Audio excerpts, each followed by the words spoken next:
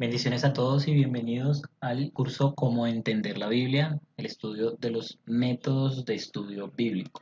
Hoy vamos a hablar acerca de la unidad uno, primera parte, elementos básicos de la comprensión de la Biblia, y la lección uno, que es Abrimos la Biblia. Entonces, exactamente, ¿qué es la Biblia? ¿Qué tipo de documento es? ¿De qué forma fue compuesto? ¿De qué forma fue redactado? ¿Qué personas estuvieron involucradas? Entre otras cosas importantes. Cosas a resaltar de esto es que es un documento de 66 libros dividido en dos tomos, el Antiguo y el Nuevo Testamento. Los idiomas de escritura son hebreo, algunas porciones en arameo y el griego. Es un libro de inspiración divina, inspirado por el Espíritu Santo. Una de las funciones es transformar a las personas. Es una de las funciones principales que tiene este libro. Es necesario estudiar la Biblia. Es trascendental para la vida del creyente. El estudio de la Biblia hace parte de su vida cristiana y de todas las cosas que hace como cristiano. El estudio metódico es importante para el creyente. Nosotros debemos tener un estudio metódico de la palabra de Dios. Deben existir métodos en los cuales nosotros realizamos ese estudio y no debe ser simplemente al azar o simplemente porque no hay otra cosa por hacer, sino que debe ser un estudio serio y importante para nosotros. Segunda de Timoteo 3, 16, 17 dice: Toda escritura es inspirada por Dios y útil para enseñar, para reprender, para corregir y para instruir en justicia, a fin de que el siervo de Dios esté enteramente capacitado para toda buena obra. El deseo de Dios es que todo creyente tenga un estudio profundo de la misma. Pero ¿por qué debemos estudiar la Biblia? ¿Cuál es la razón de esto? Lo primero es la vida. No hay otro documento que nos hable acerca de los interrogantes de la vida que tiene la Biblia. Solamente en la Biblia podemos responder esos interrogantes. El hombre no sabe cómo vivir la vida, no entiende su razón de ser ni tampoco su norte. Pero el texto bíblico va a guiar al hombre en el propósito que Dios tiene para él, en el propósito que el Creador tiene para él. Segundo motivo es la fe. La fe es la certeza de lo que se espera, la convicción de lo que no se ve, porque por ella alcanzaron buen testimonio los antiguos, y por la fe entendemos que haber sido construido el universo por la palabra de Dios, de modo que lo que se ve fue hecho de lo que no se veía. La fe hace ver la vida de una forma distinta, aparte de que es una condición para la salvación, es necesaria para el proceso del creyente. La fe es alimentada por la palabra de Dios. La fe viene por el oír y el oír por la palabra de Dios. Es necesario para el crecimiento en fe la lectura de la palabra. Es imposible una fe sin un estudio o conocimiento del mensaje o palabra de Dios. Y el siguiente y último es el servicio. Solamente la palabra de Dios nos puede decir exactamente cuál es nuestro propósito. Y el propósito claro para nosotros es anunciar el mensaje de Dios y el mensaje de Cristo. Esa es la misión de la iglesia y el propósito por el cual se estableció. Entonces el servicio está enteramente claro en la palabra de Dios. Ese es el lugar en donde encontramos nosotros la dirección que Dios tiene para el servidor. ¿Qué requisitos hay para el estudiante de la Biblia? Primero es el requisito espiritual. Es necesario que se entienda que la Biblia se lee espiritualmente. La Biblia no es un libro que se lea como cualquier otro o que tenga un enfoque diferente a un enfoque espiritual. La transformación que produce la Biblia es una transformación espiritual y que luego de eso se ve en nuestra realidad, pero la espiritualidad es el primer punto a tocar por el texto bíblico. Es necesario que las personas comprendan espiritualmente la Biblia, así que por ende nos deja como condición que es necesario que el Espíritu Santo more en la persona que estudia la Biblia. Para las personas que no conocen el texto bíblico es locura. En 1 Corintios 2, del 13 al 15, lo cual también hablamos no con palabras enseñadas por sabiduría humana, sino con las que enseña el Espíritu, acomodando lo espiritual a lo espiritual. Pero el hombre natural no percibe las cosas que son del Espíritu de Dios, porque para él son locura y no las puede entender, porque se ha de discernir espiritualmente. En cambio, el espiritual juzga todas las cosas, pero él no es juzgado de nadie. Entonces, como vemos, para las personas que no tienen el Espíritu Santo es una locura el mensaje que está alojado en los textos bíblicos. Así que es un requisito para la persona que está estudiando de forma metódica el texto bíblico tener el Espíritu Santo y tener una comprensión espiritual del texto. Lo siguiente es el requisito sobrenatural. Sobrenatural significa que es algo que no está en el plano natural o en lo que nosotros vemos en lo cotidiano. Entonces, el requisito sobrenatural hace referencia a que el cristiano debe tener una comprensión sobrenatural del texto también. Tiene que tener en cuenta que lo que se habla en el texto bíblico no es solamente algo natural. Cuando las personas no tienen un entendimiento de la sobrenaturalidad del texto bíblico, comenzarán a indagar en cosas que no tienen sentido, en cosas que no van al mensaje que trata de decir el texto bíblico. Por ejemplo, tantas investigaciones que hay acerca de los eventos del Éxodo, por ejemplo, cuando Moisés golpeó la roca, entre otras cosas que podemos ver en el libro del Éxodo y también en el resto del texto bíblico. Entonces hay que entender que el texto nos va a hablar acerca de muchas cosas sobrenaturales y que no son razón de investigación, sino que apuntan a un mensaje específico que Dios quiere hablarnos. Entonces la comprensión sobrenatural es importante para el que estudia la Biblia metódicamente porque lo ayudará a enfocarse en lo que el texto realmente quiere decir, ir más allá acerca de hacer una investigación o averiguar por qué pasó esto, cómo lo hicieron, este milagro, de qué manera, o si tiene algún secreto, no. Lo importante de la comprensión sobrenatural es ver que más allá del milagro o del suceso sobrenatural que definitivamente fue real para nosotros como creyentes, pero más allá de él hay un mensaje que quiere ser transmitido a través de ese texto. Y por último tenemos el requisito revelacional.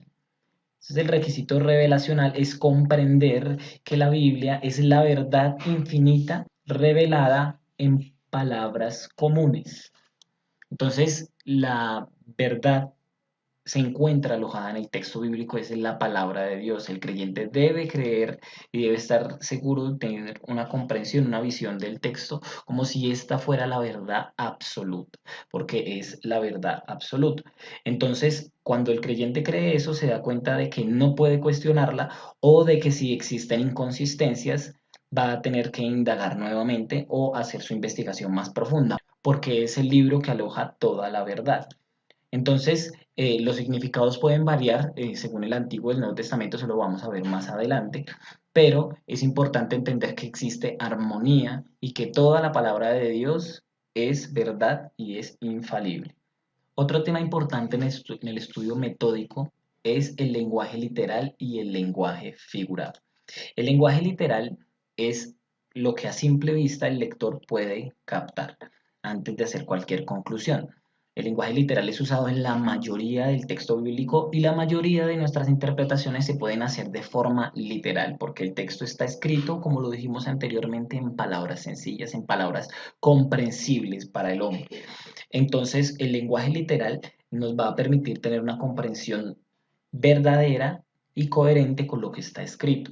Cuando nosotros vemos que existen algunas interpretaciones que el lenguaje literal que el texto bíblico nos da no son muy coherentes con él, entonces podemos ver que existe un error de interpretación porque se lee la Biblia de forma metafórica o figurada. Sí existe, como dijimos anteriormente, el lenguaje figurado en el texto bíblico, pero la mayor parte del texto puede ser interpretado literalmente.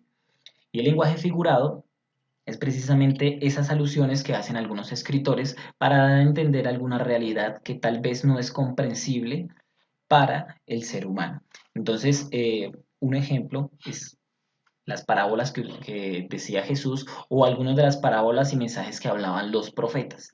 Entonces, el lenguaje figurado lo que trata es de hablar en lenguaje sencillo, verdades espirituales profundas que no son comprensibles con lenguaje literal.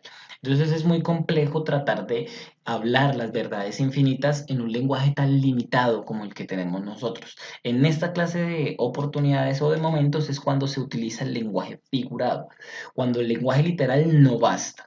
Y debemos tener en cuenta que el lenguaje en el que se escribió el texto bíblico no es el mismo que el nuestro actual, sino que existieron muchas traducciones en ese proceso. Así que el lenguaje literal va a tener varias complicaciones para tratar de dar a entender ciertas cosas. La ventaja del lenguaje figurado es esa precisamente, que vamos a ver verdades que Dios explicó en algunas palabras y que hoy significan lo mismo gracias al lenguaje figurado. El mensaje que trataba de decir Jesús o el escritor es el mismo ya que llegó en una parábola o en una forma diferente al lenguaje literal. El siguiente tema es la revelación progresiva. Entonces, la revelación progresiva debemos entenderla como entre Antiguo y Nuevo Testamento. Existen muchos errores con respecto a la revelación progresiva. Se ha creído entender que la revelación progresiva es lo que se conocía de la revelación de Dios desde el tiempo de la era de la iglesia primitiva y el tiempo de la iglesia actual, que en ese tiempo hemos tenido una especie de revelación más clara en ese proceso de crecimiento o de evolución de la iglesia. Pero realmente la revelación progresiva habla de lo que pasó en el Antiguo y el Nuevo Testamento. Las cosas que no son claras para nosotros en el Antiguo serán claras para nosotros en el Nuevo Testamento. Pero la revelación progresiva, como lo definí en un principio, que es como la evolución de la iglesia, es un error. No podemos decir que nosotros como iglesia actualmente tenemos una revelación más clara que la iglesia primitiva. Eso no es verdad y no es cierto. Los textos bíblicos fueron escritos como toda la revelación, es decir, muy seguramente la revelación de los tiempos de la iglesia primitiva sería mucho más sensata que la de nosotros hoy. El hecho de que algunas de las investigaciones sean más profundas y se puedan ver algunos otros aspectos debido al trabajo de muchas personas a través de las generaciones, no quiere decir que haya habido una revelación en ese proceso. Nosotros entendemos que la revelación está en el texto bíblico y está sellada. No hay revelación después de eso, ni tampoco progresa esa revelación. La única revelación progresiva que existe es la de Antiguo y Nuevo Testamento. Existen algunas teorías que han surgido actualmente que parecen más coherentes, pero la mayoría de veces lo que vemos es que la iglesia primitiva tenía una idea mucho más clara de la revelación que lo que tuvo la iglesia más adelante. Hay cosas a las que la iglesia ha vuelto, ha regresado o reformado, como se entiende el término, ha reformado de lo que es la iglesia primitiva y ha abandonado cosas que de lo que se creyó en algún momento era revelación progresiva. Así que la revelación progresiva no es esa revelación que se manifiesta después de la iglesia primitiva, sino la revelación progresiva la entendemos entre el Antiguo y Nuevo Testamento. Lo que se conocía de Dios en el Antiguo Testamento y lo que se conocía de Dios en el Nuevo Testamento. Aunque este término es un poco limitante, ya que hay muchas cosas de Dios en el Antiguo Testamento que también se manifiestan en el Nuevo y que son enteramente comprensibles. Así, el mismo Dios que había en el Antiguo Testamento es el mismo Dios del Nuevo Testamento. Lo único que se puede cambiar en ese tema de revelación progresiva es a Cristo.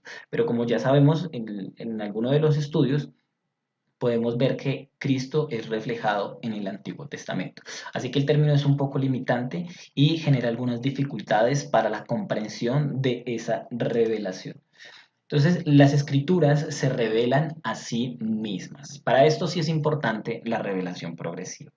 Ellas mismas se dan su significado. Lo que más vamos a usar en este curso para interpretar la Biblia o para entender la Biblia será a la Biblia misma. Existen muchas herramientas, existen muchos libros, diccionarios bíblicos, comentarios bíblicos, libros de estudio, entre otras cosas. Pero lo más importante y la herramienta más fuerte que vamos a tener para la interpretación son los mismos libros de la Biblia.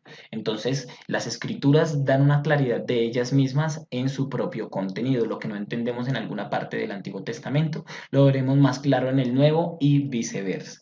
Ellas mismas se pueden interpretar y será la herramienta más fuerte de interpretación que tendremos. Otra de las herramientas fuertes de interpretación que vamos a tener es el contexto. Y para esto sí vamos a empezar a utilizar algunos otros textos que nos van a permitir apoyarnos, aunque en el mismo texto bíblico también tenemos textos de apoyo con respecto a los contextos. Entonces, si vemos alguna historia reflejada del Antiguo Testamento o vemos alguna historia del Nuevo Testamento que tiene que ver con tradiciones, entonces nos va a servir Levítico, Números, nos va a servir Deuteronomio y los libros que hablen en general de la cultura y el contexto que vivían los judíos. La misma Biblia se va a apoyar en eso, pero también existen otros textos que nos van a traer contexto acerca de esta cultura y de las culturas vecinas. Libros de apoyo que nos van a permitir entender qué era lo que estaba sucediendo en el momento de la escritura o en el lugar en donde el autor quería ponerla. El contexto es importante para la comprensión del mensaje que se estaba tratando de dar en el momento en el que se escribió. Los contextos tienen varias formas. El primero es el literal y dentro de los literales, que serán los que más estudiaremos, está el contexto inmediato. El contexto inmediato es básicamente cuando tenemos un pasaje bíblico y leemos los pasajes anteriores y los pasajes siguientes. Entonces eso nos va a permitir entrar en ese contexto del texto específicamente y comprender por qué el autor está diciendo esto y en qué parte de su desarrollo de idea o de su desarrollo temático se encuentra. No podemos tomar cualquier pasaje e interpretarlo de la manera que queramos porque eso nos va a traer muchas complicaciones en el momento de interpretación. Debemos tener en cuenta el contexto inmediato en el que se está hablando, de qué estaba hablando antes y qué va a hablar después. No solamente eso, sino que también está el contexto orbital. El contexto orbital es el que nos permite ver en qué parte de la sección del libro se encuentra el texto que estamos estudiando.